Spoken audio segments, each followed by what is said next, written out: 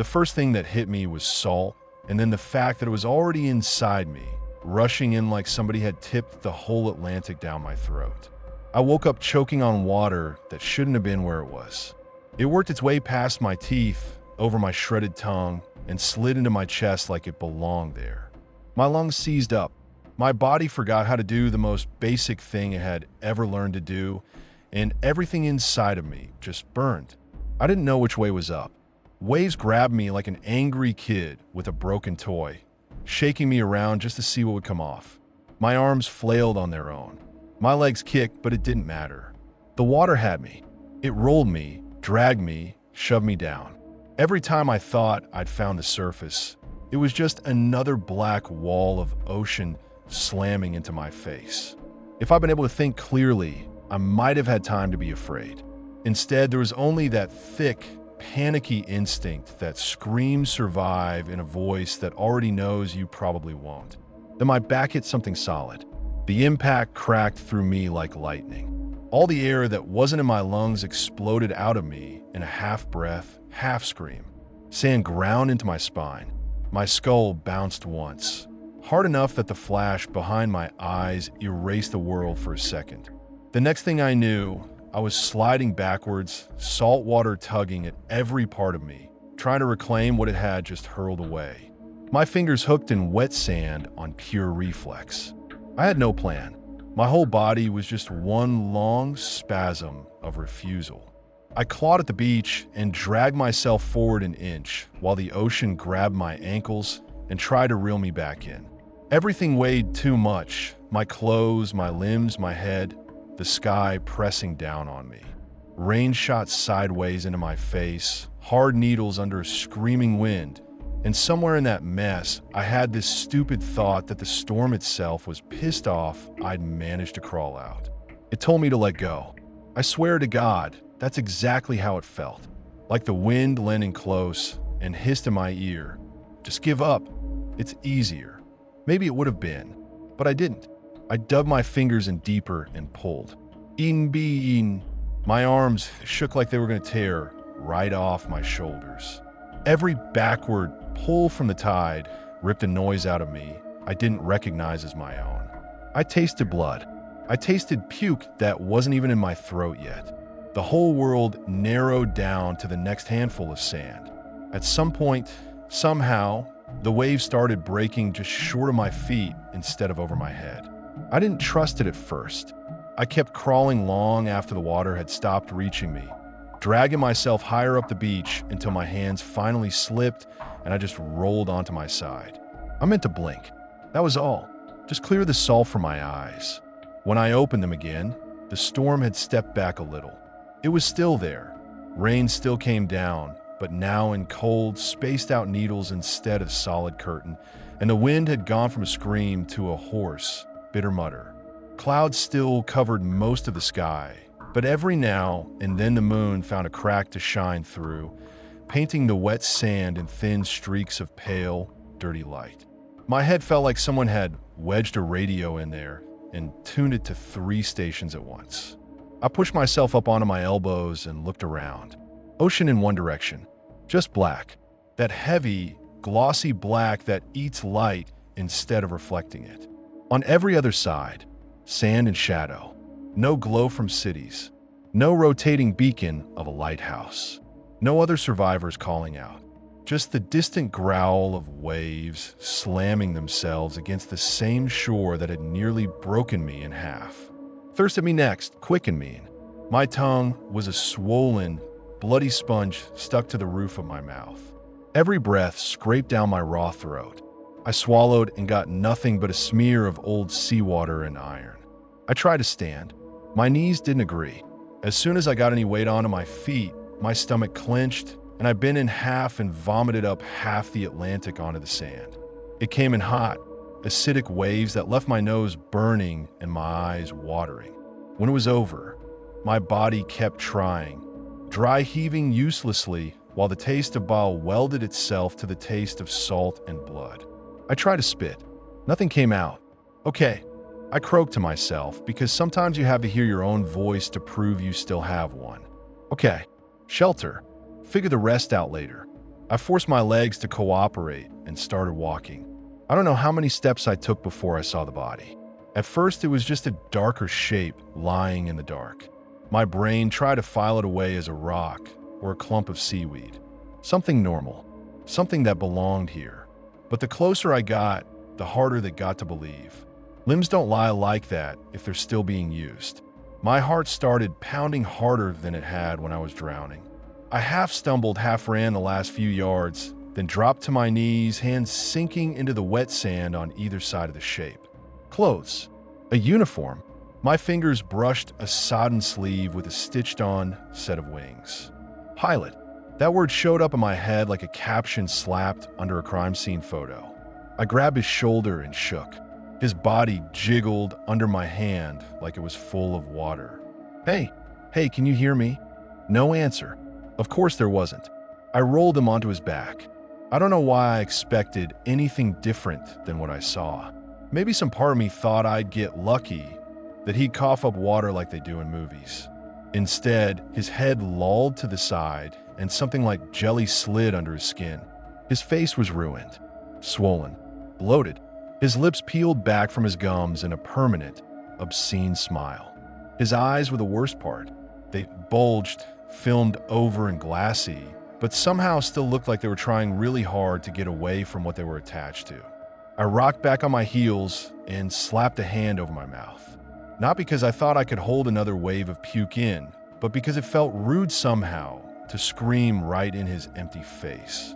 The uniform told me he'd been the one talking over the intercom.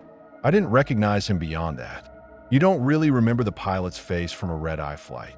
I remembered his voice, though, calm when the turbulence started, telling us to buckle up, that it might be a bit of a bumpy ride. That was before the lightning lit up the windows like camera flashes, before the plane jerked sideways hard enough to knock drinks into laps, before the lights flickered and the seatbelt sign dinged once and never turned off, before the storm at 30,000 feet decided we didn't belong there. I stared past his body at the ocean. There should have been pieces of the plane, seats, luggage, a wing sticking out of the surf like a broken knife. Something. Instead, there was just that limitless black, wave after wave rolling up, giving back nothing. That scared me more than anything, that something big enough to tear metal and bone apart could just clean up after itself like that. A voice cut through the sound of the water. Hey, it came from farther down the beach, faint but human. Female. I honestly thought I'd imagine it first. The night was still full of noises that weren't quite sounds. Whispers in the wind, strange patterns in the crash of waves that my fried brain tried to turn into words. Then it came again, louder. Hey, is someone there? I twisted toward the noise. Through the dimness and drifting rain, a shape staggered into view, picking its way along the shoreline like every step might be the one that finally snapped her in half.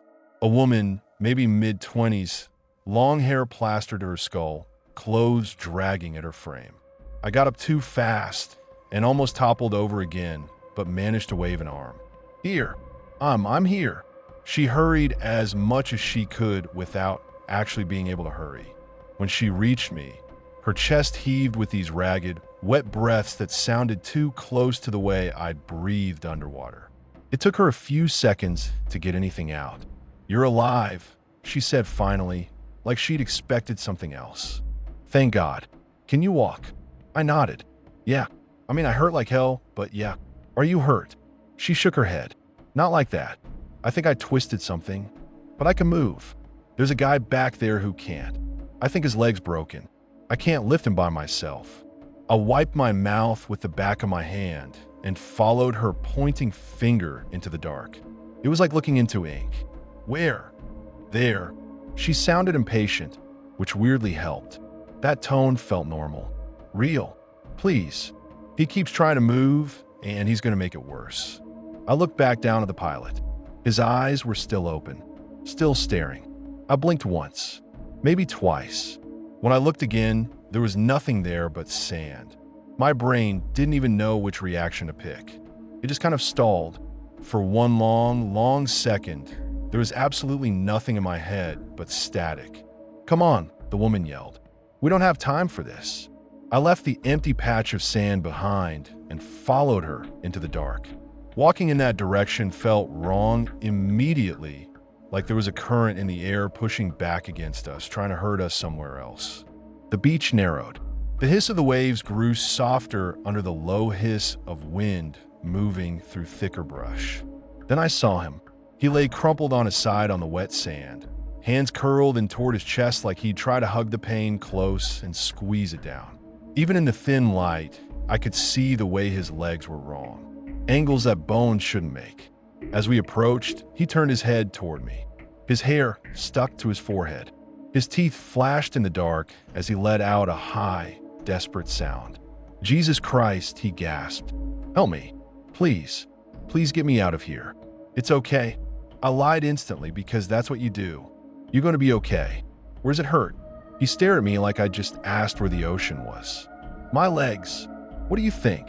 He tried to move one and got maybe an inch before pure, white agony shot up his body and slapped his voice into silence. He screamed, then bit it back down, sweating hard enough that it cut clean tracks through the sand stuck to his face. "All right," I said, because it gave my mouth something to do.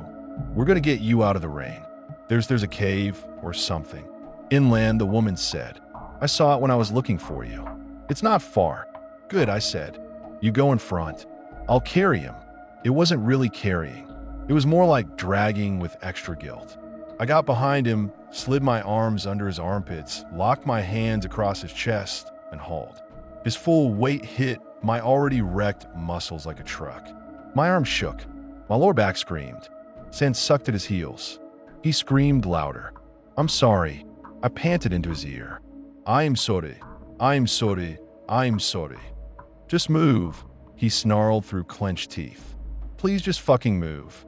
We left the more forgiving sand and hit rougher ground.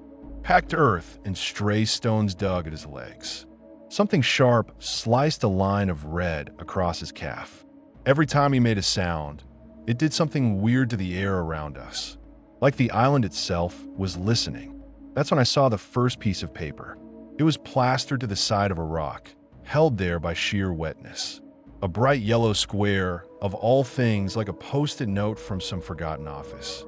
The ink had bled, but someone had written on it in thick block letters. "Don't drink the water." The woman passed it without even looking. Our broken friend definitely didn't see it. I almost stopped, almost peeled it off just to prove it was real, but the man in my arms shifted and shrieked, and I kept going. The note stuck in my head, though, like it had been written in there instead. By the time we reached the cave, I was half blind from sweat and pain. The opening looked small and mean, a triangular mouth in the hillside, lined by twisted bushes and slick stone. The woman ducked inside first with a hunched shuffle.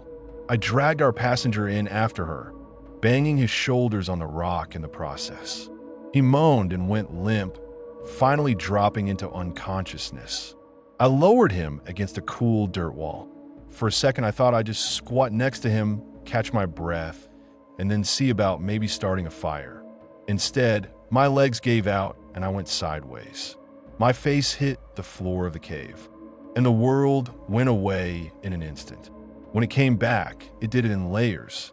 First heat, a dry, prickling warmth on my forearms, my face, the front of my soaked shirt.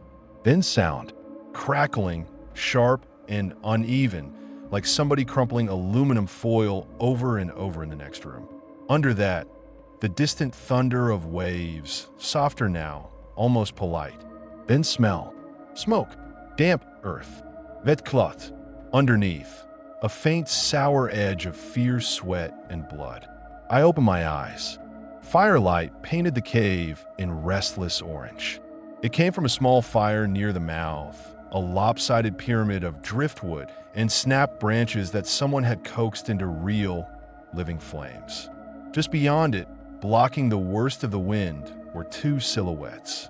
One thin, one thick. I pushed myself up. Every muscle in my body immediately protested, but I managed to get into a sitting position back against the wall. The roof of the chamber was low enough that even sitting up made me feel like I was about to bang my head. In the back, The cave went deeper, dissolving into pure black where the fire couldn't touch. Somewhere back there water dripped, steady and slow, a single note repeating itself over and over from the dark. The two figures turned toward me as I shuffled closer to the fire. The woman was the first one I recognized. Same wet hair, same tired eyes, now speckled with ember light. She gave me a small, almost embarrassed smile, like she'd just been caught watching something she wasn't supposed to. "You're awake," she said. "How do you feel?" "Like I got hit by a plane," I said before my brain could stop my mouth. "Everything hurts, but I'm alive, so that's something." The other figure was a big man. Not fat, just built like he'd been carved out of something dense and stubborn. He sat with his hands resting on his knees, shoulders hunched in a way that said this wasn't his first time in a cramped place. A thick beard covered most of his lower face, streaked through with gray that matched the hair at his temples. His eyes, though, were clear and sharp, reflecting the fire without really warming up. He nodded to me once. Between them, closer to the flames, lay the guy with the broken legs. Someone had stripped him down to his underwear, probably to get his soaked clothes off before hypothermia set in. His legs were bad, the skin tight and shiny in some places, purple and black in others, like huge hands had grabbed his bones from inside and tried to twist them out through the flesh. "He's still breathing," the woman said quietly. "For now, can we do anything?" I asked. The question came out sounding weirdly like a child's, thin and hopeful. The big man spoke for the first time. His voice had gravel in it. "You a doctor?" "No." "Ever set a bone before?" "No," I said, a little smaller. "Then you're more likely to kill him trying to help than leaving him alone." He poked at the fire with a stick, making a shower of sparks leap up toward the roof. "Bones didn't break the skin. That's something. Less chance of infection for now. Still, both legs busted. I've seen men die slower deaths." Comforting, I muttered. "He's not wrong," the woman said. "I'm a nursing student. First semester. I know enough to know I don't know nearly enough." She pushed a strand of hair behind her ear, fingers shaking just slightly. "We need a real hospital. An ambulance. Hell, even a proper first aid kit." "Yeah," I said. "We also need a hotel, a hot shower, and a flight home that doesn't end in the ocean. We're zero for all of that right now." The big man let us hang there for a second. "Name's not important," he said finally, which immediately made me want to know it more. "What is important is that we don't get stupid. There's 3 of us who can move. 1 who can't. Until somebody comes looking, we're all we've got." He glanced toward the deeper dark of the cave. "Us in this place." Something about the way he said place made my skin crawl. He reached over to a flat rock near his feet and picked something up. It was a piece of laminated paper, bent and creased, edges frayed where they'd been fingered over and over. The logo at the top was from our airline. Underneath, in printed text, was something about emergency procedures. On top of that, in thick black marker, someone, definitely not the airline, had written across the page. "Found this outside," he said, half buried in the sand. He handed it to me. Figure we might as well respect local wisdom. I held it closer to the fire. There were 5 lines, each neatly numbered even though the writer's hand had clearly been shaking. Rule 1. Keep the fire between you and the dark after sunset.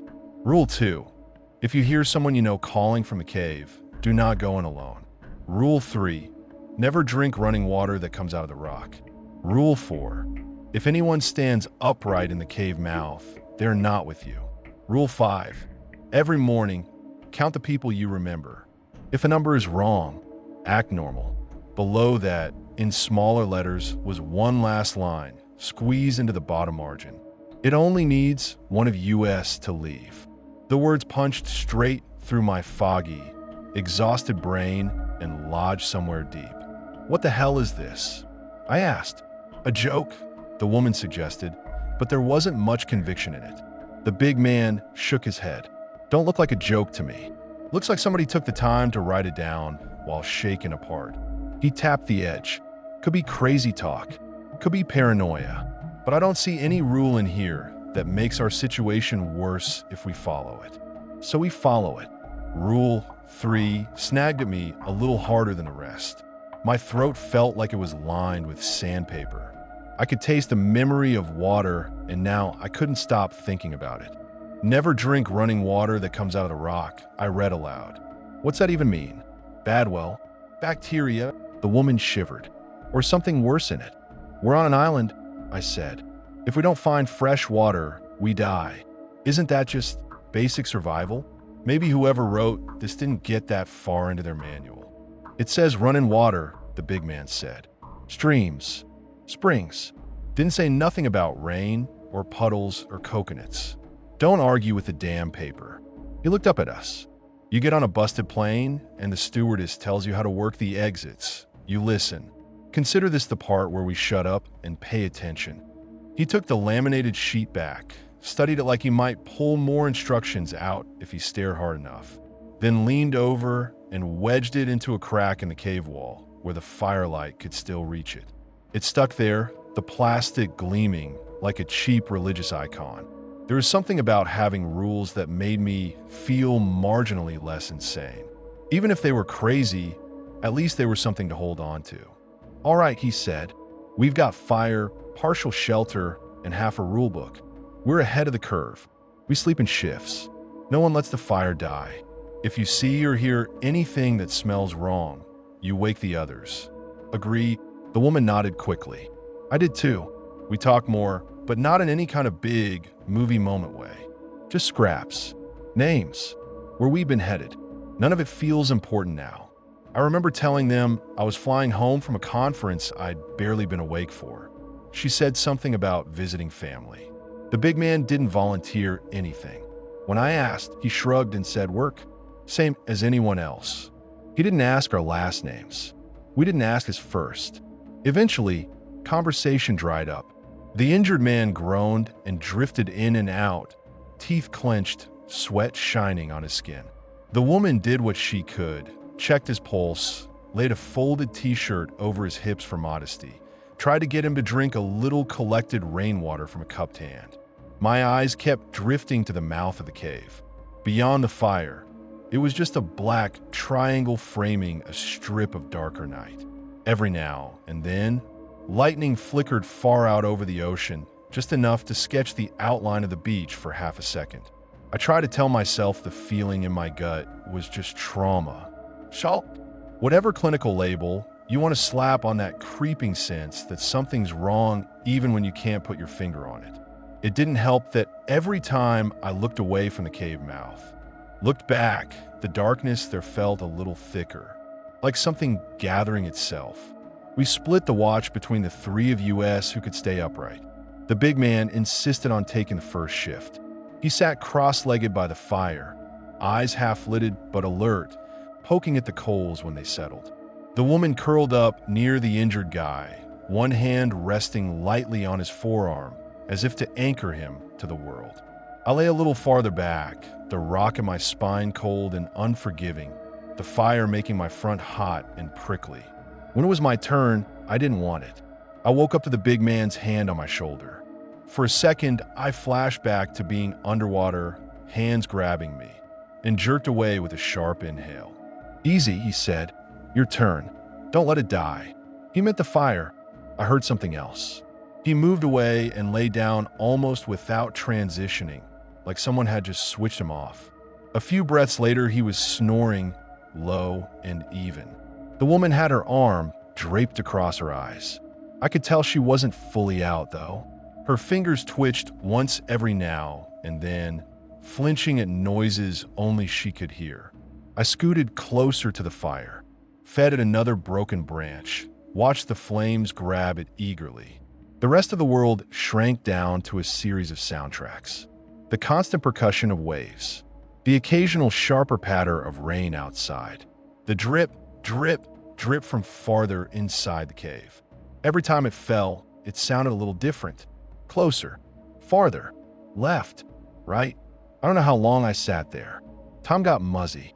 I remember blinking, thinking minutes had passed, and then realizing the fire had burned down more than it should have.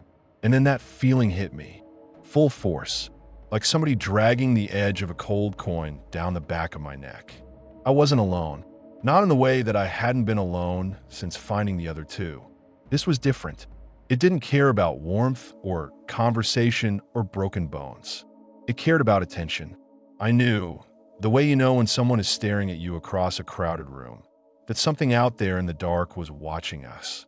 Not in an animal way. Predators size you up. They make noise. They move. This didn't. The beach. The tree leaned beyond it. The dense shadow in the cave behind me. All of it full of eyes, none of them blinking. My brain went back to the post-it on the rock. Don't drink the water. It hooked up with Rule 1 and Rule 2 and Rule 4 and twisted them together into something like a picture. Just for a second, a shape in the mouth of the cave, standing fully upright where none of us could. A voice behind me, saying my name in someone else's tone. Nothing there, I whispered just to hear it. Nothing there, nothing there, nothing. Something moved at the edge of the firelight. Just a shake of shadow, a shift of absence. It could have been wind. It could have been my wrecked nerves throwing up hallucinations. I didn't go investigate. For once, I listened to the part of me that still had a working survival instinct and stayed put, watching the dark like the paper on the wall had ordered. Dawn came like it was ashamed of itself. No sunrise, just a gradual lightening of gray beyond the cave mouth. The fire had burned down to a thick bed of coals that still radiated heat. The big man opened his eyes right as the first real light touched the sand outside, like he'd been waiting for it and only pretending to sleep. The woman woke slower, groaning as she stretched, her spine popping. Our patient screamed as soon as he tried to shift. Full-throated, no pretense of bravery this time. The sound bounced off the stone, doubled back on itself, and made him sound like there were two of him in there, both in pain. Hey, the woman said, leaning over him. It's okay. Don't lie to him, the big man said.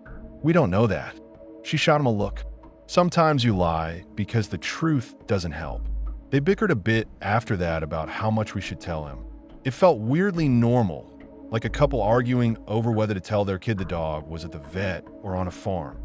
I watched them go back and forth, feeling that strange double life thing you get right after trauma. Half of me was here, on this fucked up beach island with a broken man chorus, and the other half was back in a cramped airplane cabin hearing the pilot say, "We're just going to find a smoother patch of sky." Eventually, we all agreed on one thing. We needed information. We got lucky last night, the big man said.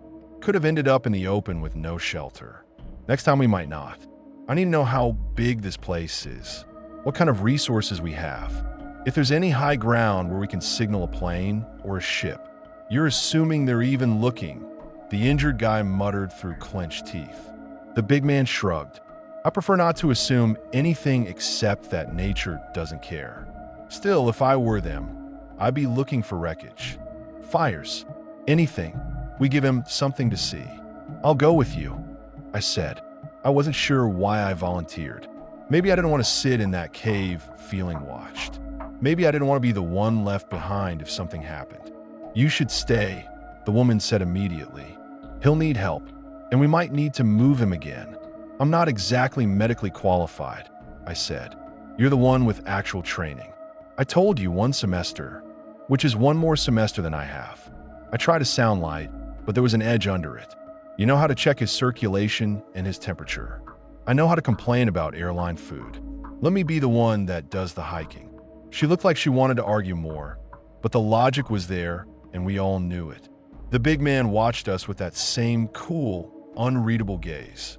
Fine by me, he said, but if you slow me down, I'll leave you on the beach. I believe you, I said, and I did. We stepped out of the cave into the morning. The storm had moved on while we'd slept, taking its fury somewhere else. The sky was still mostly cloudy, but there were breaks now, patches of clean blue that looked almost offensive after the night we'd had. The ocean was calmer, too, though that didn't make it any less massive. From this angle, I could really see the strip of land we were on. The beach curved away in both directions, a soft arc of pale, sand bordered by thick, dark green vegetation. Palm trees, sure, but other trees too, thicker trunked and more tangled. The island looked small, manageable. It turned out to be a lie. The big man walked down to the tittle-line, his boots sinking in a little with each step. He drew a line straight across the sand with his heel, deep and straight. "We'll walk one direction until we come back to this," he said. "If we don't, we're not on an island.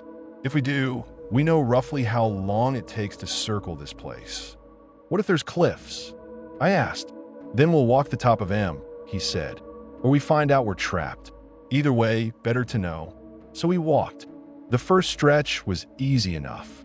Sand, the occasional chunk of driftwood, a weirdly undamaged airline drink cart half buried near the high tide mark, its wheels still spinning lazily as if it had just rolled to a stop. No suitcases, no seats, no bodeas. Shouldn't there be more stuff? I asked after a while. Debris? Wreckage? Anything. Depends how it went down, the big man said. Angle. Speed. Sometimes there's a trail. Sometimes there's not enough left to find a bolt. The pilot made an announcement, I said, partly to myself. He sounded calm, said we were diverting around weather. Then the turbulence just kept getting worse and worse. And then there was that drop. He didn't say anything. I got the feeling he decided he knew enough, and anything else was just details. We rounded a slight bend and kept going. The beach stayed the beach. The trees stayed the trees, pressing in just enough to make the path feel narrow. Every now and then we have to detour around a fallen trunk or a cluster of rocks, but it was never enough to really slow us down. I kept waiting for the island to show its teeth, for something obviously wrong to appear. It didn't. It was just quiet. Too quiet, yeah, but that's cliché and it doesn't quite capture it. It wasn't the quiet of a place that hadn't been disturbed in a long time. It was the quiet of a room where someone else is already sitting in the dark, waiting. It took us less than half an hour to come back around to the line he'd drawn in the sand. So yeah, he said. Island. That was fast, I said. It felt, I don't know, longer. He snorted. Your brain's still stuck in last night. Be thankful it didn't take us hours. Means we can cross this place corner to corner when we need to. He studied the tree lean for a second. Next priority, water. Fire we can manage. Food we can improvise. But water, he jerked his chin up toward the sky. Rain won't always be there when you're thirsty. We need something better. I thought of the dripping sound in the cave. Of Rule 3, never drink running water that comes out of the rock. What about whatever's in there? I asked. Did you hear? I heard it, he said. Didn't like it. So we just don't, even if we're dying of thirst. He shrugged one shoulder.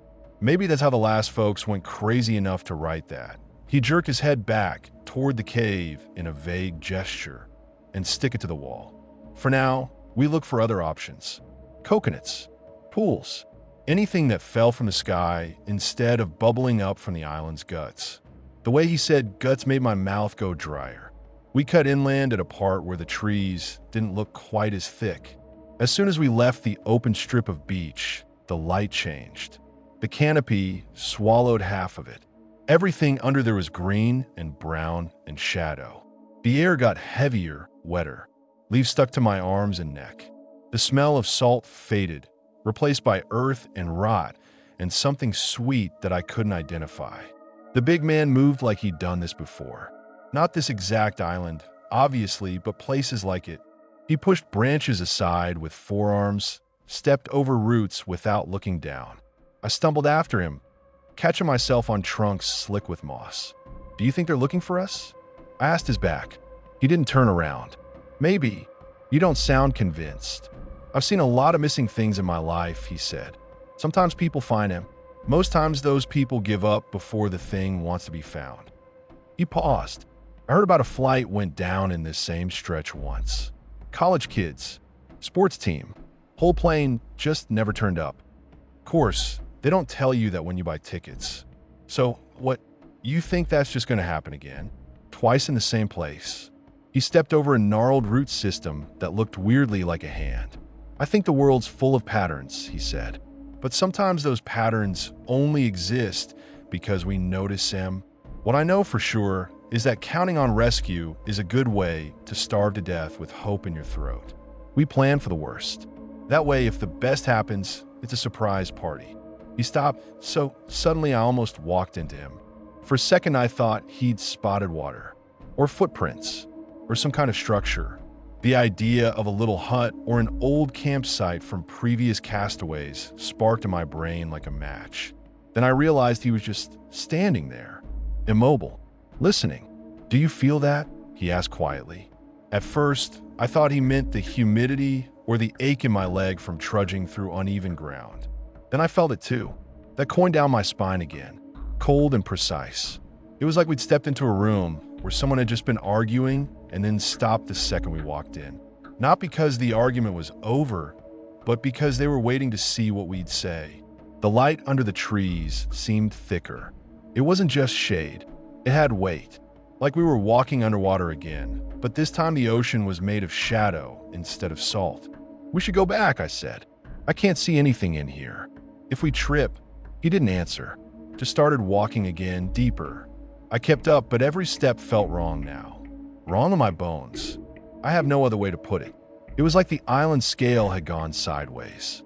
We'd been walking long enough that, logically, we should have hit the other side. Or at least some kind of change. Rock outcroppings, a slope, something. Instead, it was just more trees. More roots. More tangles. The noise changed, too. The ocean's roar faded behind us much faster than distance alone would account for. The drip of random moisture on leaves took on a rhythm that was almost like speech if you listen wrong. A twig snapped somewhere off to our right. I jerked my head toward it, heart already skidding into a higher gear. All I saw was a patch of darker dark between trunks. "Probably just a bird," I said, and hated how unconvincing I sounded even to myself. The big man didn't respond. That made it worse. "Hey," I called in a low voice, suddenly desperate not to be quiet. "Hey, we should turn around. Seriously, if we get lost out here." I turned back to look at him. He was gone. 1 second he was there, 10 feet ahead of me in a gray t-shirt with shoulders like a boulder. The next, nothing. Just a gap where my brain insisted he still had to be. The path ahead didn't even look disturbed. No broken branches. No gefährens. "Sir," I called because I still didn't know his name and it felt weird to yell, "Hey, big guy," into the trees. My voice sounded small and muffled, like I was yelling through a pillow. "Hey, where'd you go?" No answer. Of course there wasn't. The presence in the woods, though, that answered. It moved closer. Not with sound, I didn't hear footsteps, but with density. The shadow between the trees felt thicker, more deliberate. My skin prickled. Every animal instinct I had left screamed at me to run, and every rational part of my brain quietly pointed out that I had no idea where the hell to run to. I pivoted a slow circle, squinting into the dim. "This isn't funny," I said, "because when you're terrified, you say stupid shit like that. Come on, man. Where are you?" Something brushed my shoulder. I whipped around, breath freezing in my chest. It was his hand. The big man stood behind me now, like he'd been there the whole time, his expression the same flat, unreadable one as always. "Relax," he said. "You're loud enough to wake the dead." "How did you?" I swallowed. My throat clicked. "You were in front of me." He shrugged. "You stopped. You turned around.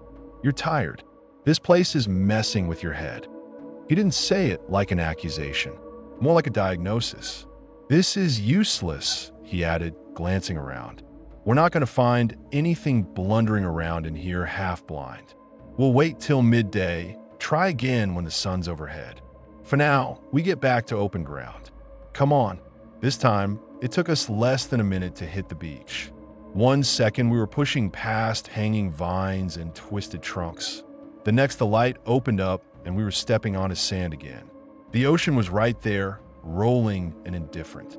I sucked in a lungful of open air like I'd just come up from the bottom of a pool. The sky looked almost too bright. For a second, I really thought the worst was over. We confirmed it was an island. We were still alive. We had fire. We had at least some kind of shelter. Whatever weirdness existed in those trees, We could just avoid it, right? The big man glanced at me as we started walking back toward the cave. Before you ask, he said, yeah, I felt it too. I pretended not to know what he meant. Felt what? The thing in the trees, he said, mildly irritated that I was making him say it out loud. Same thing that was looking at us all night. Same thing that was listening while you lot talked like you were in a damn youth hostel. There's something on this island with us. An animal? Animals make noise, he said. They breathe heavy. They break branches when they move. That's patient. He flicked his gaze once toward the tree line. That's old. What do you think it is? I asked, even though I already knew I didn't want the answer. Haven't a clue. He snorted, and I'm not sure I want to know. We came around the slight curve of the beach, and the cave came into view. At least, the hole in the hill where the cave should have been did. Our fire was dead. Not just low dead, scattered. Blackened sticks lay around the mouth like something had plucked them up and tossed them aside. The neat little ring we'd made in the dirt was smeared and ruined. The area where the injured man had been was empty. So was the spot where the woman had slept. My stomach dropped in a way that had nothing to do with the plane anymore. Hey, I shouted, as if they'd just pop out from behind a rock. Hey, where are you guys? The big man stepped closer to the mouth of the cave, his shoulders tensing. He tilted his head, listening. That's when I heard it. A scream, faint, echoing up from somewhere deeper inside the hill. A man's scream, ragged and hoarse and wet with pain. Jesus, I breathed. That's him. That has to be him. How the hell did he? He couldn't have crawled. How else does a man with 2 broken legs end up somewhere else? The big man asked. He didn't teleport. No, I said. Someone moved him. She must have dragged him in there. Maybe the tide, maybe she thought. Maybe, he said, but his voice suggested he didn't believe that for a second. The scream came again. Words this time distorted by distance. Help me. Oh God, please, please. I took a step toward the cave entrance. The dark beyond the threshold looked thicker than it had that morning, like it had been plugged with ink. The big man reached out and caught my arm. His grip was iron. Rule 2, he said. You remember it? If you hear someone you know calling from the cave, do not go in alone. I looked at the laminated sheet still wedged into the crack in the wall. It had slipped a little, like something had brushed past it with impatience. The handwritten rules gleamed in the dim light. We're not alone, I said. We have each other. Yeah, he said. And who do we leave with the fire then? Who stays watch out here while we go chasing screams into the dark? Because I guarantee you, if we all go in there, we don't all come out. The man in the cave sobbed. It echoed weirdly, bouncing off stone so that for a second it sounded like a child crying. We can't just leave him, I said. He studied me for a long moment. His eyes were dead isn't the right word. Not cruel either. Just set on something heavier than this conversation. Listen, he said, whatever that is in there, it's not playing fair. You go in, you're playing by its rules instead of ours. You've already seen what the woods are like. You felt it. This place bends distance. It bends time. You go down there and you think you're heading toward him, you might be walking straight into its mouth. So what do you want me to do? I asked. Sit here and wait until his voice stops? He opened his mouth, then closed it again. Looked past me, up the curve of the beach, then out at the waves.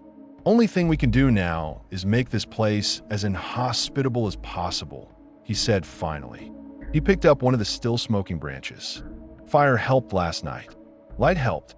Whatever's down, there didn't cross that line while I was watching. Maybe if we burn it out, we trap whatever it is in there. Or we drive it deeper. Or we turn the whole damned island into a signal flare and pray somebody out there's paying attention. He lifted the stick. A thin trail of smoke curled up from the ember at the tip. We burn it all. The scream from inside the cave turned into a high, animal wail of terror. It sounded human. It sounded exactly like someone whose legs were broken and whose world had turned to pain. I could picture him in there, lying on the cold stone, watching some shadow detach itself from the wall. My chest tightened. Whatever practical logic the big man was offering, It bounced right off the part of me that had dragged that guy through the sand while he screamed in my ear. I bent down, picked up another smoldering branch, held it like a torch. "You want to burn the island?" I said. "Fine, do it. But I'm not leaving him in there without knowing for sure."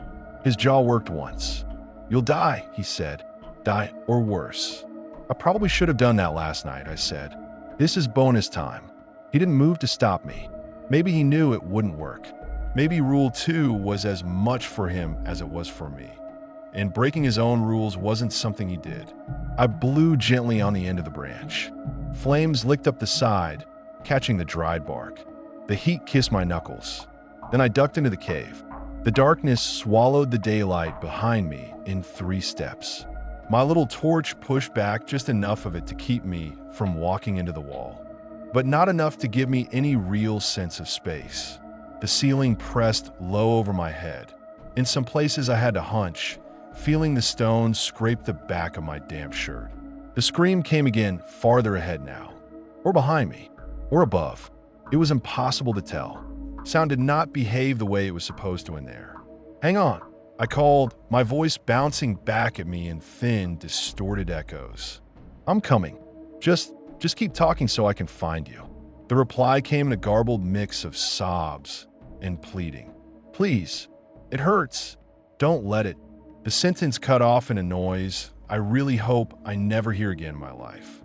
Or after it. I kept going. Water dripped somewhere to my left, then to my right, then above. The air got colder, then warmer, then cold again.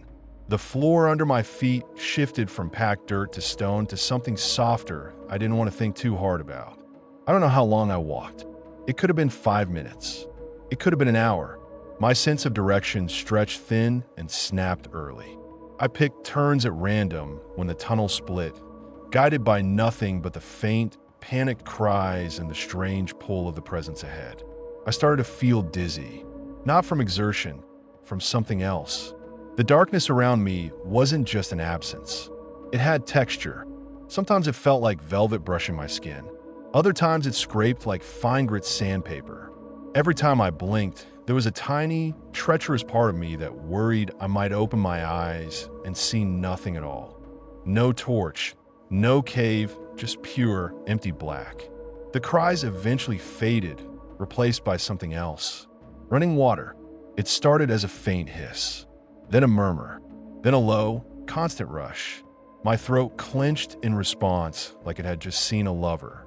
My tongue, which hadn't had anything decent on it since before the crash, scraped against the roof of my mouth, desperate. Rule 3 whispered up from the back of my brain. Never drink running water that comes out of the rock. I kept walking. The tunnel opened into a slightly wider chamber. My torchlight fell on a thin stream cutting across the floor, running clear and quick from a crack in the wall on one side to some unseen drop-off on the other. It looked impossibly clean. Pure. The kind of water you see in bottled commercials where people in white shirts splash it on their faces. I crouched without meaning to. It was like my knees were making decisions without consulting me. The roar in my ears wasn't the ocean anymore. It was that stream gulping over stones. My shadow stretched long and thin on the rock, and for a second, it looked wrong. It leaned down faster than I did, hands already in the water. I could smell it, not in a normal way. It was like the scent of water bypassed my nose entirely and went straight down my throat.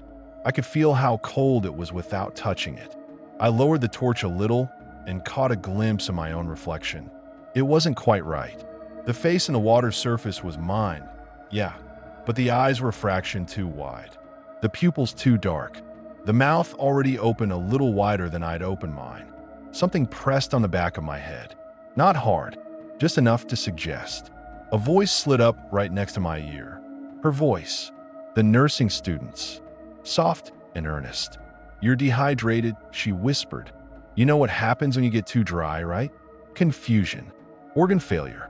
You're hallucinating. You need to drink." My lips parted. The stream leapt up to meet them. The first touch of that water was like kissing ice. Sharp. Electric. It shocked my tongue awake. My whole body shuddered as the cold shot down my throat and ballooned out in my chest. Every cell in me that had been screaming for moisture shut up at once in a rush of relief. So intense, it was almost painful. I didn't even realize I dropped the torch. It clattered to the stone beside me, the flames licking sideways for a second before dimming as the head touched something wet. My face kept going down. The pressure on the back of my head increased from firm to insistent. The stream surged harder into my mouth, forcing its way past my teeth down my throat. I gagged and swallowed at the same time, tears pricking at my eyes. Good, the voice cooed. There you go. Let in. You need this. Some small, pissed-off piece of me shoved way down under the animal gratitude, clawed its way up and grabbed onto Rule 3 like a lifeline. Never drink running water that comes out of the rock. Never. I try to pull back. The hands now, definitely hands, pushed harder. Fingers tangled in my hair, scraped against my scalp. Stop. I choked, which mostly just sent a spray of water up my nose. My lungs spasmed, trying to decide between inhaling and throwing up. Stop. The grip loosened for half a second. Maybe surprised I'd resisted at all. I used that second. I jerked my head sideways, slammed my cheek into the stone floor, and kicked backward like a swimmer pushing off. My shoulder popped. Pain flared white in my vision, but I got free. I lay there on my side, coughing up water, blinking through the dim red glow of my dying torch. Something moved between me and the stream. The outline of a woman's legs. Bare feet, toes curled slightly against the stone. You're making this harder than it needs to be, she said. It was her voice, but not the way it had sounded by the fire. This one had an echo under it, a double tone, slightly out of sync. I didn't look up. I grabbed the torch, blew on it desperately until the ember flared into a shaky flame again, and then I ran. I didn't pick turns. I didn't think about the injured man's voice. It had stopped somewhere between the first mouthful of water and the moment I realized my hair was being held. Maybe this should have broken my brain more than it did. At the time, it was a mercy. The cave tried to bend on me as I ran. The path doubled back on itself, squeezed down, widened abruptly. Once I slammed a shoulder into what I thought was open air and hit solid stone instead. I didn't stop. I just bounced off and kept going, panting, my torch leaving streaks of smoke on the low ceiling. At some point, the air shifted. I could smell salt again, distant but there. Then I saw it. The pale smear of daylight ahead, framed by jagged rock. I burst out of the cave mouth like a cork blown from a bottle. The sky had changed colors while I'd been inside. It was late afternoon at least, maybe closer to dusk. The clouds had thinned out, and the sun was a low smear hiding behind the smoggy horizon. I had no idea how long I'd been in there. Minutes, hours, it didn't matter. Time in the cave wasn't interested in marching in a straight line. Hey, I shouted, my voice raw. Hey, the beach was empty. No big man standing guard. No extra torch. No neat pile of driftwood waiting for the next fire. The only thing left was a single blackened branch lying in the sand, cold and dead. I stumbled toward it and picked it up, more in denial than hope. It left a streak of soot on my fingers. Sir, I yelled because I still didn't have anything else to call him. Where are you? Gone. The word came from behind me, too close to the cave mouth. I turned. She stood there, the nursing student. Same clothes she'd been wearing on the beach. Same hair, now clean and dry and hanging smooth around her shoulders. The only difference was the way she held herself. We'd all been hunched since the crash. People who hurt walk small. They folded on themselves. She didn't. She stood tall, straight. The mouth of the cave, which had forced me into an awkward crouch, somehow let her stand at full height. The rock above her head looked like a trick of perspective now, not solid at all. She smiled when she saw me looking. It wasn't a shark smile. No extra teeth. No blood. That almost made it worse. It was a small, polite, almost apologetic curve of the lips. The kind you give strangers when you don't want them to feel awkward. Or maybe she added, tilting her head slightly. "He was never really here to begin with." My brain tried to bring up arguments. I remembered his hand on my shoulder, his voice reading out the rules, the rough feel of his palms when he passed me the laminated sheet, the weight of his stare when he told me not to be stupid. I also remembered how easily he'd disappeared in the woods, the way he'd fallen asleep while staring into the dark, him knowing Rule 2 and Rule 3 before he even read them aloud. I looked at the cave mouth around her, at the low stone I'd busted my head on twice already, at the impossible angle of her spine. Rule 4 stirred in my skull like something waking up. If anyone stands upright in the cave mouth, they are not with you. Fire had helped. The big man had been right about that. Whatever watched us preferred the dark. I still had my torch. The flame was small, but it was real. She took a step toward me. The shadow behind her moved a heartbeat out of sync with her body. "You shouldn't have gone in alone," she said.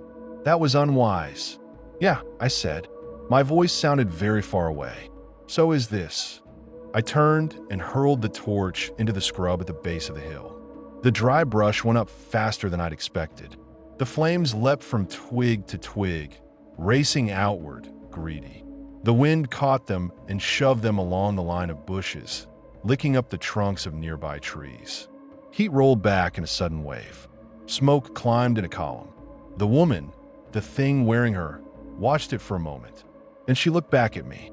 That same infuriatingly calm smile. No anger, no rai, just quiet amusement, like she just watched a kid knock over the wrong domino to try to stop a chain she'd set up years ago. I didn't see her go back into the cave. 1 second she was there, framed by orange light. The next, there was nothing but black stone and the growing roar of fire. I stood and watched the island burn. The flames spread inland, finding every dry leaf and dead frond. The sky above turned orange, then bruised purple as the sun dipped lower. Smoke billowed out over the water in a thick, dark banner. After a while, I could hear popping, wood bursting, maybe something else inside the trees too. Once, I thought I heard a scream under the crackling. A woman's this time, then a child's, then a chorus. It could have been the fire itself. I stayed until I couldn't stand the heat anymore. I walked down to the tittle-line, the sand hot under my bare feet, and kept walking. The water rose to my ankles, my knees, my thighs. It felt like walking back into the same mouth that had tried to eat me the night before. Somewhere far out on the horizon, a tiny light moved. Then another. I don't remember waving. I don't remember shouting. I don't remember climbing the ladder or being hauled over the sideline by rough, calloused hands. I just remember the smell of diesel and fish, the feel of a rough wool blanket being thrown around my shoulders, and a voice cursing in a language I didn't speak. From the deck of the fishing boat, the island looked like a floating coal. Fire lit its edges in furious halos. Smoke towered above it. Someone pointed with a gloved hand. Someone else crossed themselves. By the time the Coast Guard picked me up, the island was a smear of darkness on the horizon, its glow slowly dying. They checked me over like I was a machine that needed a checklist. Blood pressure, temperature, reflexes. They asked questions that didn't make sense and expected answers that sounded reasonable. Do you remember the flight number? Were there other survivors? How did you end up on that landmass? Was it there already burning when you arrived? I told them what I could. The official story they settled on later looked nothing like the truth. According to the news, the plane had gone down in rough seas after losing contact in a storm. Debris fields were minimal. The ocean, they said in carefully edited segments, is a big place that doesn't always give things back. One survivor, found delirious on a fishing vessel, suffering from dehydration and shock. The island? A small, uncharted outcropping that caught fire from an electrical discharge after the crash. They called it an act of God. I knew better. For a while, I tried to pretend it was over. People get good at pretending, especially when the truth makes everyone around them shift uncomfortably in their seats. I moved through the motions. Hospital, dehydration treatment, lung checks, Scans that showed nothing wrong with my brain except what they generously labeled trauma response. A therapist with soft eyes who kept asking me how I felt when the plane started to fall. When I got home, there were flowers from people I barely remembered giving my email to. There was a stack of mail under my door, soggy where the rain had blown in a little. There was a flight voucher from the airline, which was almost funny. For the first few nights, I slept with the light on. Not because I thought it would stop anything, but because Rule 1 had gotten under my skin. Keep the fire between you and the dark after sunset. The fire I had now was a 60-watt bulb in a bedroom too small for monsters. It would have to do. I told myself that the weird feeling I had when I brushed my teeth, the sensation that the water was just a little too eager coming out of the tap, was in my head. I told myself that the rush of fluid in the pipes behind the walls didn't sound like a distant stream in a cave. I told myself a lot of things. Then I found the paper. It was a few days after I'd been released from the hospital. I was making coffee, moving like a ghost through my little kitchen, when something bright yellow caught my eye. A note, stuck to the fridge with a magnet shaped like a fish. I didn't own any bright yellow notes. It was the same laminated sheet from the cave. Same airline logo. Same printed emergency procedures. Same black marker rules scrawled over the top. Rule 1. Keep the fire between you and the dark after sunset. Rule 2. If you hear someone you know calling from the cave, do not go in alone. Rule 3. Never drink running water that comes out of the rock. Rule 4. If anyone stands upright in the cave mouth, they are not with you. Rule 5. Every morning, count the people you remember. If the number is wrong, act normal. At the bottom, in that cramped little margin, the line I remembered. It only needs one of US to leave. The plastic was dry. The edges weren't frayed anymore. The airline logo looked newer, like it had just come off a printer. There was an extra line now, written in smaller, tighter letters in a hand that wasn't shaking at all. Thank you for carrying me out. I stared at that sentence until the coffee boiled over. The presence had been quiet up until then. Just a weight in my gut. An occasional pressure at the back of my throat when I drank from the tap. A shiver along my spine when I passed dark doorways. After I found the paper, it stopped pretending. It came at night first. I'd lie in bed, the light beside me throwing weak shadows up the wall, and I'd hear dripping in the corners of the room. There was no leak. I checked. The sound still came. Drip, drip, drip. Sometimes it sped up like whatever was doing the dripping had gotten excited. I started dreaming about the cave again. Not the wide, smoky chamber by the entrance. The deeper parts. The parts one hadn't actually seen, but that my brain was more than happy to invent.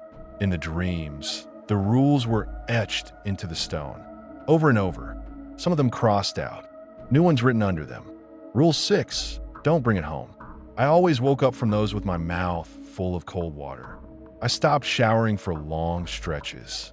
It was easier to ignore the feeling of something crawling down my throat if I didn't stand under running water longer than it took to rinse off. When I did shower, I kept my mouth clamped shut, lips pressed so tight they hurt. Didn't matter. The taste of the stream came back anyway. That sharp electric cold. Sometimes I'd be sitting on the couch and it would bloom in my chest out of nowhere, like I'd just taken a huge swallow. It whispers now, not loud, quiet, in the spaces between other noises. When the refrigerator motor kicks off and the apartment goes still, I can hear it breathing in the pipes. When the city outside my window holds its breath for a red light, I can hear it shifting in the walls. It isn't always words. Sometimes it's just intent, hunger, curiosity. Sometimes, though, it talks. You were right, it says in the big man's voice, or the woman's, or the pilot's, or my own. Not every missing flight gets found. Why me? I asked it once because you get stupidly brave at 3 in the morning when you haven't really slept in weeks. It laughed, not out loud. I fell on my teeth. Because you came in, it said. Because you bent the rules. Because you chose. It used me. Of course it did. The island was its prison, and that sheet of laminated plastic was its version of a scratch tally on the wall. It only needs one of us to leave. I knew that when I threw the torch. I just didn't understand what it meant. That's the joke. That's the punchline I didn't get until much later. Fire might have burned the island. It might have scorched the trees and the cave mouth and whatever bodies were left behind. But the thing that mattered most, that slipped into me with the first mouthful of cold water and rode me out of there like a raft. It's been getting stronger. I can feel it stretching whenever I'm near deep water. When I walk over a bridge, my steps falter as something inside me leans over the railing. When I pass a storm drain, I swear I can't hear it humming. It's patient. Why wouldn't it be? It had all the time in the world on that island, and it's got all the time it needs now. I still catch myself counting people in rooms, on the subway, in waiting areas, on sidewalks. Every morning, count the people you remember. If the number is wrong, act normal. The number is almost always wrong now. There's always one more shape than there should be. The extra shadow. The reflection in the train window that doesn't quite line up. So I act normal. I nod. I smile. I order coffee. I answer emails. I tell coworkers what a miracle it was that anyone survived that crash. And I feel it inside me, waiting. I don't think it intends to stay here forever. Parasites don't just sit still. They move on when the host is used up. When the time's right, it'll peel itself out of my throat or my lungs or wherever it curls up when it's resting, and it'll find somewhere wetter, bigger, more crowded. Maybe it'll ride the plumbing into a reservoir. Maybe it'll slip into a river. Maybe it'll just wait in the pipes until somebody else with a dry mouth and a bad night takes a long, cool drink. I'm writing this down now because it's getting harder to tell which thoughts are mine and which are its. The words feel thick coming out, like I'm dragging them through mud. It doesn't like me telling you this. I can feel it twisting when I type. It's cold, like the moment right before you dive into water you know will take your breath away. Maybe this is pointless. Maybe it wanted me to write this. Maybe this is just another way it reaches out, sending itself along for the ride in the backs of your eyes, in the way your throat tightens when you swallow. All I know is that if I just stayed in my seat on that plane, if I died with everyone else, it would still be stuck on that island, carving rules into plastic and stone and post-it notes that turn to mush in the rain. Instead, it's here, in me, and sooner or later, it's going to be in you. That's not actually where this ends. Obviously, I'm still here, right? I didn't just finish that last line. Sooner or later, it's going to be in you and dissolve into a puddle on the floor. I stopped there because that's about where the story ends for everyone else. The news, the airline, the therapist, the guys in suits whose job it is to make sure I don't say the wrong thing in the wrong place. But you're not everyone else, are you? You stayed long enough to hear about an island that shouldn't exist, rules that shouldn't matter, a cave that bends distance, and something old that climbed inside me like a parasite. You're still listening to the drunk guy in the corner of the bar after closing time. So I owe you the rest. The first really wrong thing after the fridge note happened 2 nights later. I was in bed, pretending to sleep. Lights off, curtains open just enough to let street glow slant across the ceiling. My phone screen was face down on a nightstand because if I looked at it, I'd end up doom-scrolling plain crash articles again, and that never led anywhere good. My apartment is small and thin-walled. Normally, I can hear my upstairs neighbor's TV, the couple across the hall arguing about dishes, the elevator cables groaning. City stuff. Familiar. That night, all of that went away. It didn't fade gradually. It cut. 1 second there was distant traffic rumble, late laughter, some idiot revving their motorcycle. The next there was nothing. A silence so complete it was actually loud. Then the dripping started. Not from the bathroom, not from a kitchen, from a ceiling above my bed. Drip, drip, drip. Each one exactly the same distance apart. Exactly the same pitch. Not like a leak, where it's a little irregular. This was a metronome. I stared up, holding my breath. The plaster looked the same as always. No dark spots. Nobody. I counted the drips. After 30, I realized something that made the hairs on my arms stand up. They weren't actually positioned above my bed. Not exactly.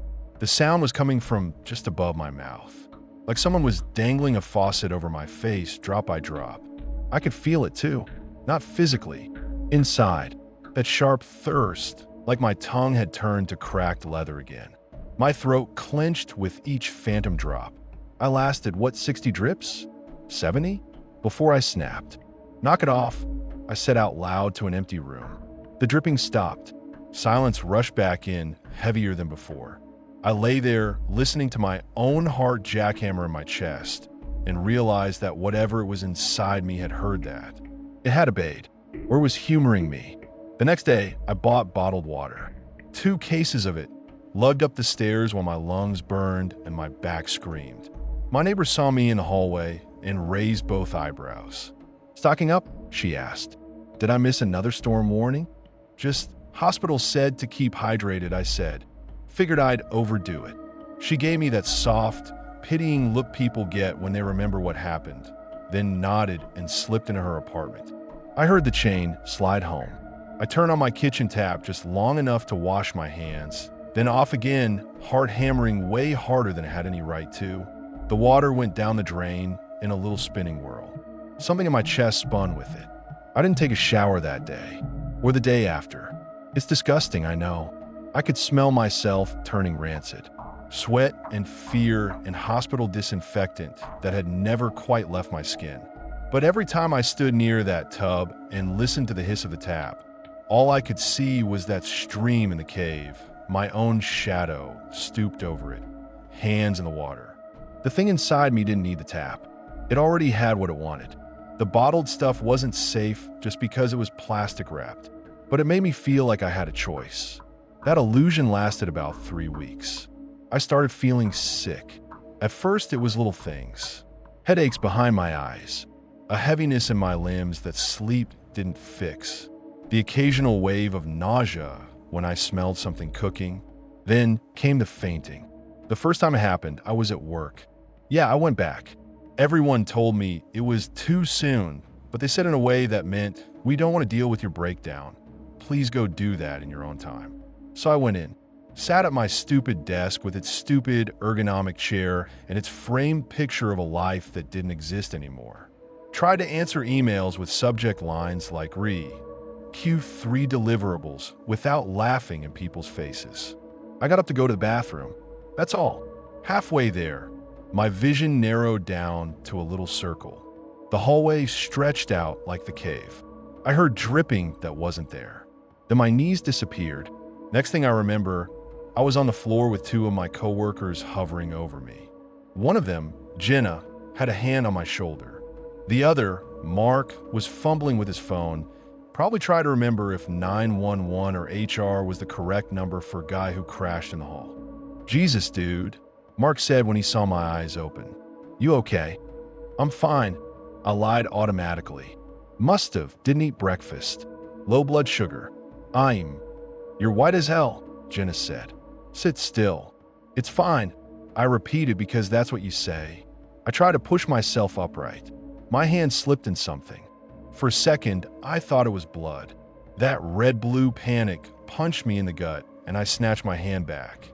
It was water, just a little puddle. Clear, no smid, like someone had knocked over a bottle. Except there was no bottle. It was just there, right where my head had been a second earlier. It was shaped wrong, too. Not round like a spill.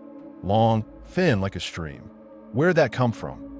Jenna asked, frowning at it. "Pipe," Mark suggested. "Condensation?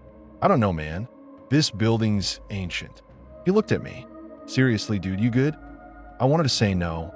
I wanted to say there's something in me, and I think it's trying to get out, and if I open my mouth too wide, it's going to pour right into that water, and then into you. I said, "Just dizzy." They sent me home anyway. The hospital liked that less. "Dehydration," the ER doc said, flicking through my chart. "Again, we can tell, right? We're not guessing." "I drink," I said, "all the time." That part was true. If my mouth was empty for more than a few minutes, it felt like it was going to collapse in on itself. He gave me that look, the one they train into them. Empathy with a hint of suspicion. From a tap will be better than whatever diet of coffee and energy drinks you're on. Can I just get the 4? I asked. You did that last time. It helped. He sighed. You keep this up, and we're going to have to start looking at more systemic causes. Kidneys, hormones, heart. I almost laughed. Oh, doc, you have no idea. They put the needle in my arm. The bag of saline hung there like a guts balloon. When the fluid started to flow, the thing inside me moved. It had been quiet, present, yeah, but distant like some cold stone at the bottom of a lake. The second that cool, clear saline hit my bloodstream, it uncurled. It felt like something waking up and stretching inside my veins. I clenched my teeth. My fingertips tingled. My tongue went numb. For a second, my heartbeat stuttered. The nurse, real, normal, human nurse, noticed something on the monitor and frowned. You okay? She asked. You look like you just bit a lemon. Fine y croqued. She adjusted the flow rate. Nice and slow then, she said. We don't want to shock your system. Too late. When the bag was empty, I felt strong. Not better. Not like myself. Just more. The thirst didn't go away. It got weaponized. You know that feeling when you're really craving something weird? Like you wake up and all you can think about is orange juice or fries or whatever the hell your body's decided it needs. It's annoying, but it's yours. This wasn't mine. The craving now came in a voice that wasn't exactly a voice. More like a remembered voice. The way someone sounds when you replay a conversation in your head. You're not drinking enough, it said. You can't help anyone if you're weak. It's not about helping anyone. I muttered under my breath on the bus ride home. Got a couple of side eyes from strangers. It's about you. Silence. Then, a little smug, with the same thing now. That night the rules changed again. I woke up at 3:07 a.m., which is statistically when bad shit happens in movies and apparently in real life too. My mouth was full of something cold and metallic. For a second, my half-asleep brain thought I'd swallowed a spoon. I sat up fast and spat onto the bed. Water. Just water. A mouthful of it, soaking into the sheets. There was a note stuck to my chest. Bright yellow. Stiff like card. My heart tried to claw its way up my throat when I saw it. I peeled it off with shaking fingers and held it up to the slant of streetlight. The same blocky handwriting. The same black marker. Rule 6. It cannot cross without consent. Underneath, smaller. You drank. You invited. There was a circle around the word invited, pressed so hard the marker had almost gone through the paper. I don't know how long I sat there, note in one hand, the other hand pressed over my mouth like I could stop something from escaping. It can't cross without consent. That sounds comforting, right? Safe. Like a rule in some kid's story. Vampires can't come in unless you invite them. Except that only helps before you fuck up. I'd already fucked up. I'd shoved my whole face in when it was offered. I'd swallowed mouthful after mouthful of that stream while something held my head down. I'd consented with my body even while my brain screamed no. It was in. The door was shut behind it now. That rule didn't protect me, but it told me something else. It couldn't leave me without someone else's invitation. That should have been the comforting part. 2 layers of consent. Mine to let it out, theirs to let it in. Except I could feel it already working on me. Little urges, little pushes. The next time I was standing at the sink with a bottle of water in my hand, watching the clear stream glug into my cup, I felt my thumb twitch toward the extra glass on the counter. My first thought was, oh, Jenna would like some, with this weird little doesn't she deserve it logic attached. I live alone. I snatched the extra glass up and put it back in the cabinet. The thing inside me didn't fight me. Not then. It was patient. I could feel it smiling, if that makes sense. A little curve of cold satisfaction. You'll slip, it seemed to say. People always do. I started avoiding everyone. Stopped going into the office. Stopped answering calls unless they came from block numbers because I knew those were doctors and lawyers, not friends. Stopped opening the door unless I checked the peephole 3 times and seen the same delivery guy each time. My therapist tried telehealth. Little squares on a laptop screen instead of sitting in the same room. That helped. There was a layer there. Glass. Wires. So how are you feeling? She asked me one session, pen poised over a notebook. I could hear the faint hum of her desktop computer, the clink of a mug somewhere off frame. Like a ticking bomb, I said. I meant it as a joke. It didn't land like one. She smiled anyway. They teach them that. Because you're waiting for something bad to happen? She prompted. Because something bad is in here and I'm the wrapping paper, I said. Her smile got tighter. When you say that, what does the something feel like? Cold, I said immediately. Wet. Wrong. Is it a thought? A feeling? A presence? Yes, I said. We went in circles like that for a while. She wanted to label it. Trauma, dissociation, depersonalization. That's what made sense in her world. I get it. If I were her, I want it to be that too. It's treatable. She asked me about the island again, about the night, about the fire. I gave her the sanitized version. No rules. No nurse standing tall in the cave. No invitations. At the end of the session, right before we signed off, she said, I notice you keep looking off screen when you talk about the water. Is there something in the room with you? I almost told her. I did. The confession sat on my tongue like a stone. Then I saw movement in my webcam preview, over my own shoulder. At first I thought it was a lag, a glitch, my reflection moving a second too late. But the more I watched, the clearer it got. Behind me, in the tiny, grainy square, a shape stood in my kitchen doorway. Tall, still, upright. The doorway is low. I banged my head on it twice. It's the cheap kind of interior door frame that reminds you constantly where the top of your skull is. The shape's head didn't bend. It stood perfectly straight in the mouth of that doorway, arms at its sides. The light behind it was wrong. Too dark, like someone had cut a person's shape out of the world and filled it with nothing. Is something wrong? My therapist asked, following my gaze.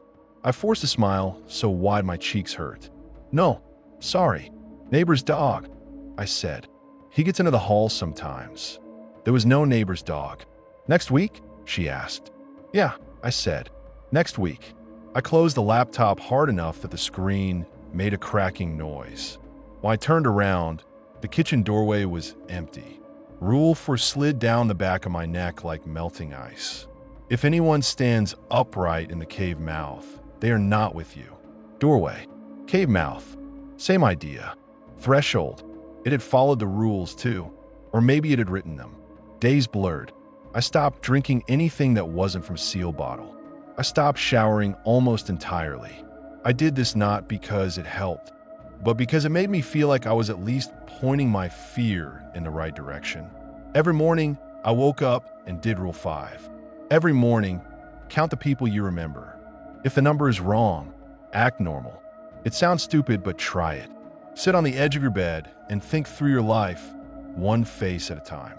Parents, siblings, friends, exes, co-workers, people from school, the guy at the deli who always puts extra pickles on your sandwich, the old woman who sits at the bus stop by your building every morning with a little stroller full of empty bottles. Now, imagine you get to the end of that list and you realize something's missing. Not someone you forgot, someone that's been erased. There's a whole shape in your memory where a face should be, but it's been replaced with static.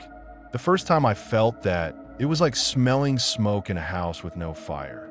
I remembered a laughter that wasn't attached to any mouth. A shared joke with nobody. A photograph on my desk at work turned fuzzy in my mind. I tried to focus on it. The harder I thought about who it was, the more it slid away. So I did what the rules said. I acted normal. I got dressed. I made coffee. I answered an email from HR about accommodations, like I wasn't hosting a body-snatching parasite that nibble-chewed in my life. I went outside for the first time in days. It was raining. Not hard. That misty, soaking kind of rain that gets into everything without making a big deal out of it. The sidewalk shimmered. Water rushed along the gutter in a shallow stream. Something inside me lunged. My foot went out toward the curb as if it had its own plan. For a second, I saw myself stepping out, putting my shoe into that running water, feeling something surge out of me and race away down the storm drain like a happy snake. I grabbed the door frame and hauled myself back. My heart was pounding. My breath came in harsh little gasps. Nobody on the street seemed to notice the weirdo having a panic attack in his own doorway. "You're not going anywhere," I said, quieter than a whisper. Something laughed in my chest, not mocking, delighted. "We're going everywhere," it said with my own voice. I slammed the door. I don't know how many days passed after that. Sleep and waking blurred. I stopped answering my phone completely. Voicemail stacked up. Text notifications popped and died. Food happened when I remembered to shove something down my protesting throat. The notes kept appearing. On the bathroom mirror, stuck in the corner. On my computer monitor, covering the camera. Once on the inside of my front door so that I only saw it after I'd locked the deadbolt. The rules didn't change much anymore. They refined. Rule 3A, boiled water is still water. Rule 6B, silence is also consent. Rule 7, it only needs one breach. That last one had a smiley face drawn next to it. Just 2 dots and a curve. Somehow that was the worst part. Once I woke up to find a note on my chest again. This one was different. It had 2 columns. Left side, my consent. Under it, a list of checkboxes. None of them ticked. Right side, their invitation. Under that, a blank line. Underneath, in smaller text. You decide which comes first. That's when I realized the rules weren't just warning me. They were instructions. They were temptations. The thing inside me wanted out. But it couldn't just blow a hole in me and spill onto the floor. It needed the ritual. The same way it needed me to drink from that stream, it needed someone else to willingly let it in. And it was my job to make that happen. I held out longer than I thought I would. I stayed inside. I avoided screens. I avoided voices. I avoided doors. The only exception I made was the grocery delivery guy, and even then, I left cash in an envelope taped to the door and shouted thanks through it. "Hey man, they say you're the dude from the plane, right?" He called once, the second or third time he came. You okay in there?" Silence stretched. "No," I said finally, "but I'm trying really hard not to make anyone else not, so probably don't ask to come in for a beer." He laughed because he thought I was joking. "You got it, man. No abuse. Just text the app if you need anything." His footsteps faded down the hall. I pressed my forehead against the door. That was the closest I came to opening it. For a while, I cracked the day my sister showed up. I should have guessed it'd be her. She's stubborn as hell. She'd been calling since the crash. After a while, the messages had gone from "call me back when you can" to "I'm worried about you" to "I swear to God I'll show up at your apartment if you don't pick up." Then one afternoon, there it was. A knock.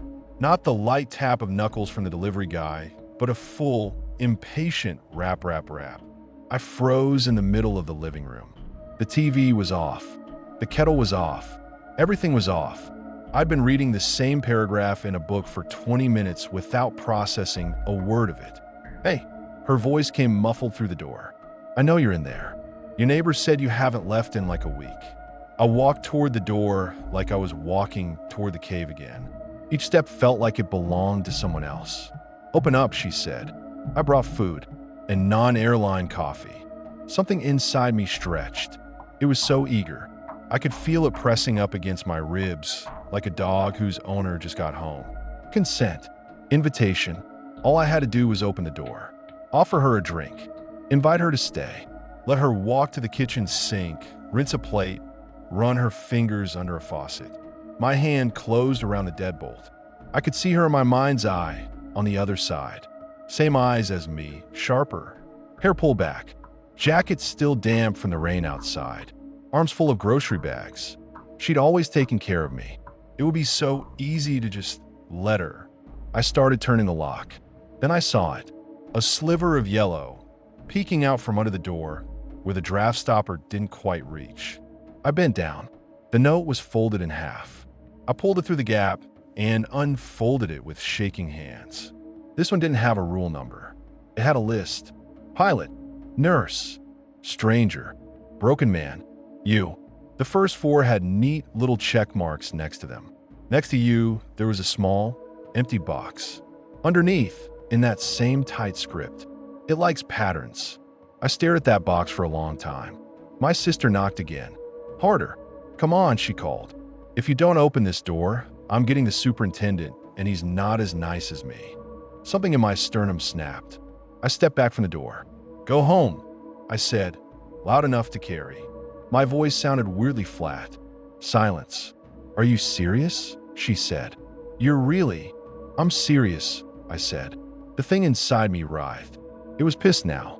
I'm not good company." She was quiet for a second. "Open the door," she said again, softer. That tone she used when we were kids, and she'd found me hiding in the closet. "Please, I just want to see you." "I can't," I said. My throat burned. "I can't let you in."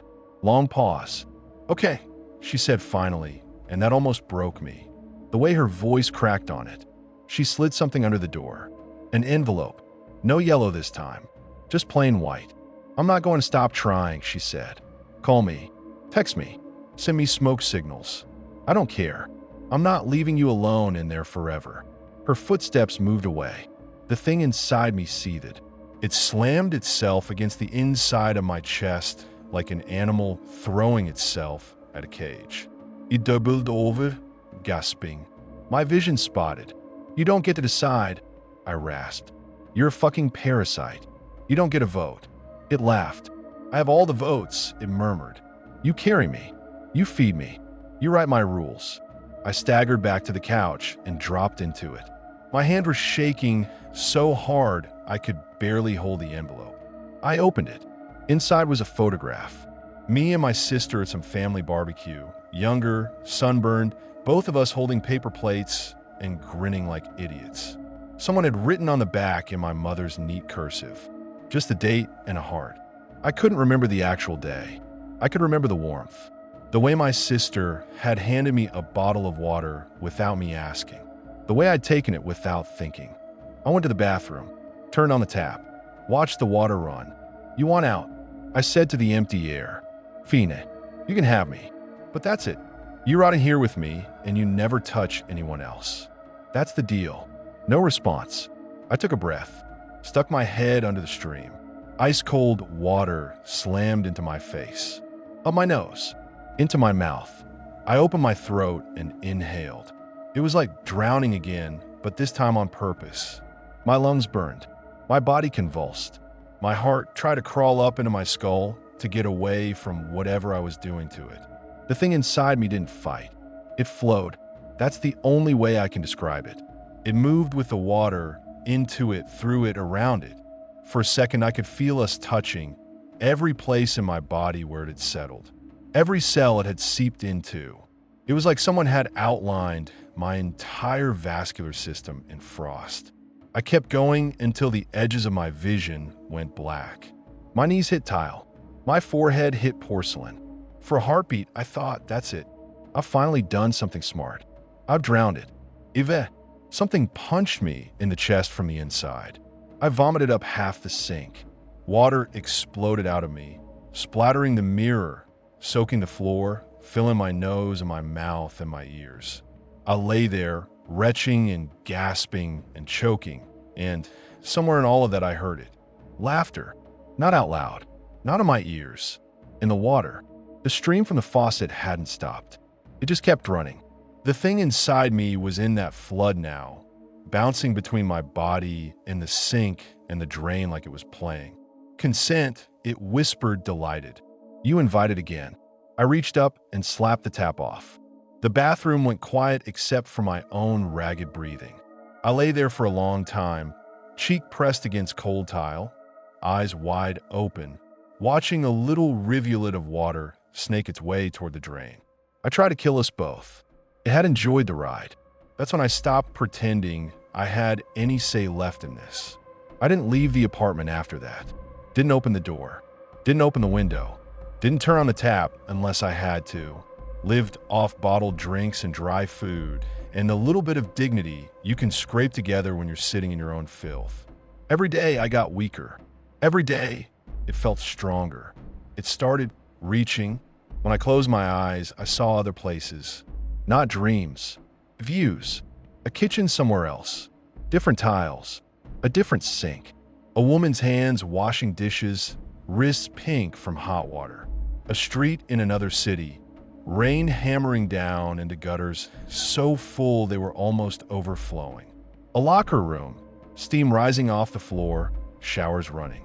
Every time I saw one of those images, I felt that same cold stretch inside me. It was testing boundaries. It couldn't leave me without invitation, but it could peek. It could press itself against the edges of things. Pipes, drains, rivers. It was mapping the world, one drop at a time. And I was its anchor. That's what finally broke me enough to do this. To write.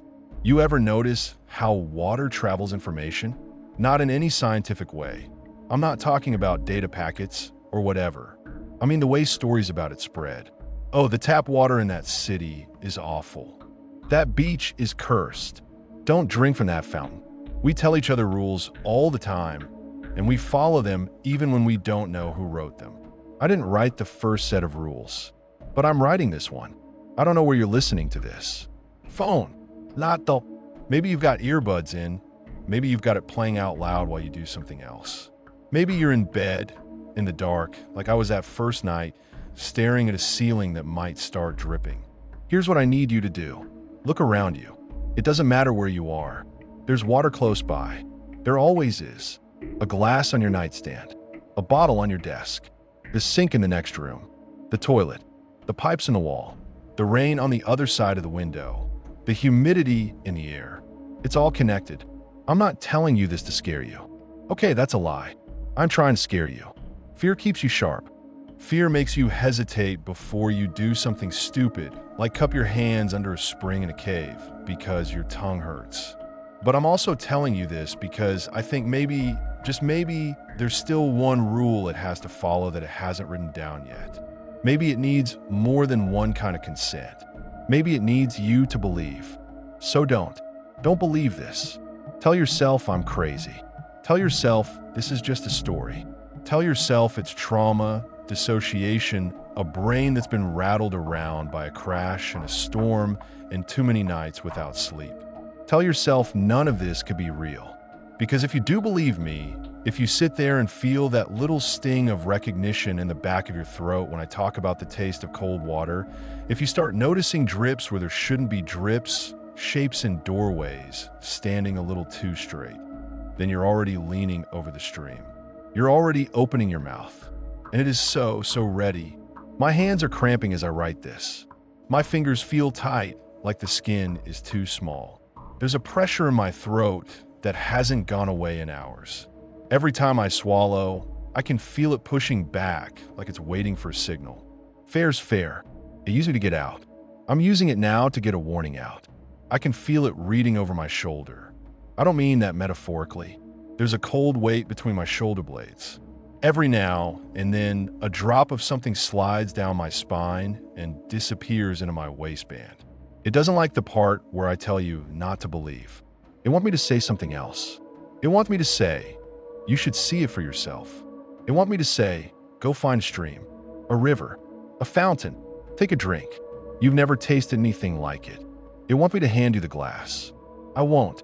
I can't stop you if you go do something stupid after this. Curiosity's a bitch, and so is denial.